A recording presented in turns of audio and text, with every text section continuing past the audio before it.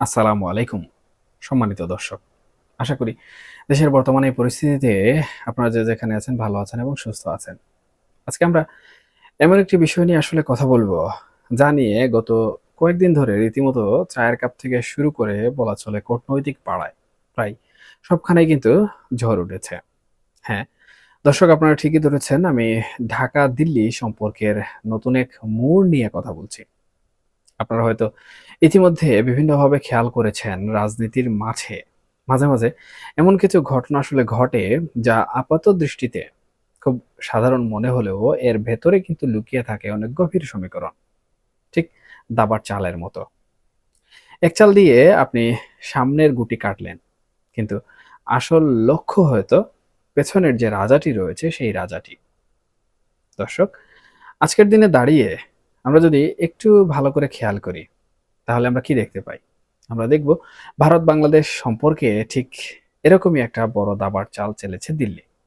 গত ২ বছর ধরে আমাদের দেশের সাধারণ মানুষ যারা কিনা চিকিৎসা, ব্যবসা বা স্রেফ একটু ঘোরার জন্য ভারতে যেতে চাইতেন, তারা কি চরম ভোগান্তিতে না পড়েছেন। পর্যটন ভিসা তো একরকম সোনার হরিণ হয়ে দাঁড়িয়েছিল। কিন্তু হঠাৎ করেই কোনো পূর্বাভাস ছাড়াই সেই জট কিন্তু খুলতে শুরু করেছে। শুধু জট খোলাই নয়, ২৮শে জুন থেকে ঢাকা, চট্টগ্রাম, রাজশাহী আর খুলনা এই ৪ জায়গা থেকে একযোগে ভিসা দেওয়ার কাজ শুরু হবে। ভাবা যায় সুপ্রিয় দর্শক, যেখানে কাল পর্যন্ত মানুষ হাহাকার করছিল, সেখানে আজ একেবারে কিন্তু ধরাঝস্ত। কিন্তু গল্পটা শুধু এই ভিসার ভেতরেই কিন্তু সীমাবদ্ধ নয়। আসল টুইস্টটা হলো অন্য জায়গায়। আপনাদের নিশ্চয়ই মনে আছে সম্প্রতি ঢাকায় ভারতের নতুন হাই কমিশনার হিসাবে কে এসেছেন? অবশ্যই দীনেশ ত্রিবেদী। তিনি কিন্তু ৮-১০টা সাধারণ আমলা বা ফরেন সার্ভিসের কর্মকর্তার মতো নন। তিনি একজন জাত রাজনীতিবিদ। একসময় ভারতের কেন্দ্রীয় মন্ত্রিসভার গুরুত্বপূর্ণ দায়িত্ব কিন্তু তিনি সামলিয়েছেন। রেলমন্ত্রী ছিলেন, স্বাস্থ্যমন্ত্রী ছিলেন। আর সবচেয়ে বড় কথা হলো তিনি খুব সুন্দর ঝরঝরে বাংলা বলতে পারেন। এটা কিন্তু দারুণ একটা বিষয়। এখন আপনারা প্রশ্ন করতে পারেন একজন পেশাদার কূটনীতিকের বদলে একজন আদৌপান্ত রাজনীতিককে কেন ভারত এই সময় আসলে ঢাকায় পাঠালো? এখানে কিন্তু মোদী সরকারের আসল খেলা। আপনারা যদি ভারতের পররাষ্ট্রনীতি যেটি রয়েছে সেই পররাষ্ট্রনীতির ইতিহাস একটু ঘাটেন তাহলে কিন্তু দেখবেন সাধারণত যেসব দেশে ভারতের স্বার্থ সবচেয়ে বেশি জড়িত বা যেসব দেশকে তারা অত্যন্ত গুরুত্ব দেয়, ঠিক সেখানে কিন্তু তারা এমন হাই প্রোফাইল রাজনৈতিক ব্যক্তিদের আমলা হিসাবে নিয়োগ দিয়ে থাকে অথবা হাই কমিশনার হিসাবে নিয়োগ দিয়ে থাকে। আমি যদি একটু ইতিহাসের পাতা উল্টাই তাহলে আপনাদের অবশ্যই মনে পড়ার কথা, স্বাধীনতার ঠিক পরে লন্ডনে ভারতের প্রথম হাই কমিশনার হিসাবে কৃষ্ণ মেননকে পাঠানো হয়েছিল। জওহরলাল নেহেরু তাকে শুধু রাষ্ট্রদূত করেই পাঠাননি, তাকে দিয়েছিলেন ক্যাবিনেট মন্ত্রীর সমতুল্য এক বিশাল মর্যাদা। এরপর ধরুন আমেরিকার কথা।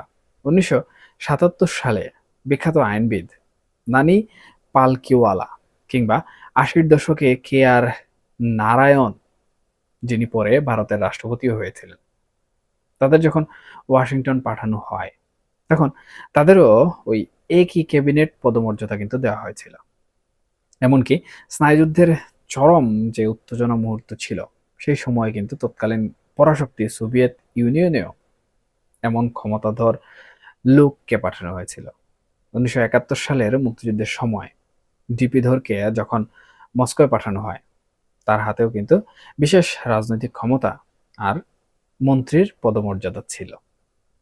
তাহলে সুপ্রিয় দর্শক, একবার ভাবুন এই যে বিশাল একটা তালিকা, যুক্তরাজ্য, যুক্তরাষ্ট্র, রাশিয়া, এই পরাশক্তিগুলোর সাথে আজ একই কাতারে এসে দাঁড়ালো আমাদের ঢাকা কিংবা আমাদের বাংলাদেশ। ভারতের স্বরাষ্ট্র মন্ত্রণালয় একটা বিশেষ বিজ্ঞপ্তি দিয়ে পরিষ্কারভাবে এখানে জানিয়ে দিয়েছে, দীনেশ ত্রিবেদী যখনই ভারতে থাকবেন তিনি একজন পূর্ণমন্ত্রী বা ইউনিয়ন ক্যাবিনেট মিনিস্টারের সমস্ত প্রটোকল, নিরাপত্তা এবং সম্মান পাবেন। সোজা কথায় বলতে গেলে ভারতের রাষ্ট্রীয় কাঠামোতে যেখানে একজন সাধারণ রাষ্ট্রদূতের অবস্থান হয়তো 11 কিংবা 12 নম্বরে থাকে, সেখানে তিনি থাকবেন একেবারে প্রথম সারিতে, বলা চলে, বা হিসেব অনুযায়ী 7 নম্বরে। এখন স্বভাবতই একটি প্রশ্ন জাগে, কেন?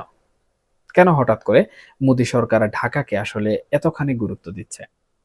সুপ্রিয় দর্শক, এর উত্তর কিন্তু লুকিয়ে আছে আমাদের গত কয়েক মাসের রাজনৈতিক পরিস্থিতির ভেতরে। আগস্টের পর থেকে ঢাকা আর দিল্লির মধ্যে যে একটা দৃশ্যমান দূরত্ব তৈরি হয়েছিল, একটা নীরব শীতলতা কাজ করছিল। ভারত চাইছে সেই বরফটা খুব দ্রুত গলাতে। তারা আসলে বর্তমান সময়ে বুঝতে পারছে এই অঞ্চলে তাদের সবচেয়ে গুরুত্বপূর্ণ প্রতিবেশী হলো এই বাংলাদেশ। আর তাই এখনকার নীতি নির্ধারকদের সাথে কথা বলার জন্য, দেন দরবার করার জন্য, দর কষাকষি করার জন্য স্রেফ একজন আমলা দিয়ে আসলে কাজ হবে না। এখানে এমন একজন দরকার যার নিজস্ব একটা রাজনৈতিক ওজন আছে, রাজনৈতিক ভ্যালু আছে। তিনি সরাসরি দিল্লির সর্বোচ্চ মহলে কথা বলতে পারেন, আবার ঢাকার নেতাদের সাথেও রাজনৈতিক ভাষায় দেন দরবার থেকে শুরু করে দর কষাকষি করতে পারেন।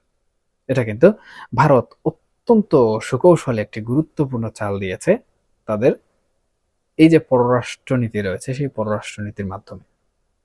এবং ইতিহাসের আমি যে কথাগুলো বললাম সেই প্রত্যেকটি সময়কাল কিন্তু সংকটময় ছিল।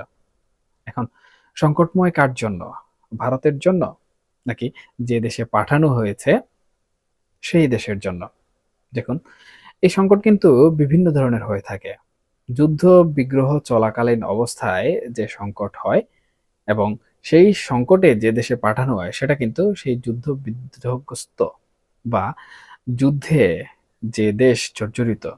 সুপ্রিয় দর্শক, দীনেশ ত্রিবেদীকে এই যে ক্যাবিনেট মন্ত্রীর মর্যাদা দেওয়া হলো, এটা কিন্তু আসলে ঢাকাকেই একটা মেসেজ দেয়া, একটা খুব স্ট্রং পলিটিক্যাল মেসেজ। দিল্লি আসলে বুঝাতে চাইছে যে দেখো, আমরা কিন্তু তোমাদের অনেক বেশি গুরুত্ব দিচ্ছি। আমরা আমাদের একজন মন্ত্রীকে তোমাদের দেশে পাঠিয়েছি। এটা কিন্তু অনেক ওজনবহুল কথা। এটা আসলে এক ধরনের কূটনৈতিক মনস্তত্ত্ব। তবে এখানে আমাদেরও কিছু হিসাব নিকাশ করার আছে। রাজনীতিতে কিন্তু কেউ কাউকে বিনা স্বার্থে ১ ইঞ্চি জমিও কখনো ছাড়ে না। ভারত যখন এত বড় একটা পদক্ষেপ নিচ্ছে, তখন নিশ্চিতভাবেই তাদের নিজস্ব কিছু দীর্ঘমেয়াদী পরিকল্পনা অবশ্যই আছে। এই অঞ্চলে তাদের ভূরাজনৈতিক স্বার্থ, চীনের সাথে তাদের যে স্নায়ুযুদ্ধ চলছে, সেগুলোতে বাংলাদেশের অবস্থান আমার দেশে তাদের জন্য খুবই গুরুত্বপূর্ণ। কিন্তু দিন শেষে সাধারণ মানুষের জন্য এটা কিন্তু একটা স্বস্তির খবর। এই যে শুরুতে বলছিলাম ভিসার কথা, সাধারণ মানুষ তো আর এত ভূ রাজনীতি বা প্রোটোকল বোঝে না, তাই না? তারা বুঝে যে তাদের ভোগান্তি কমলো কিনা।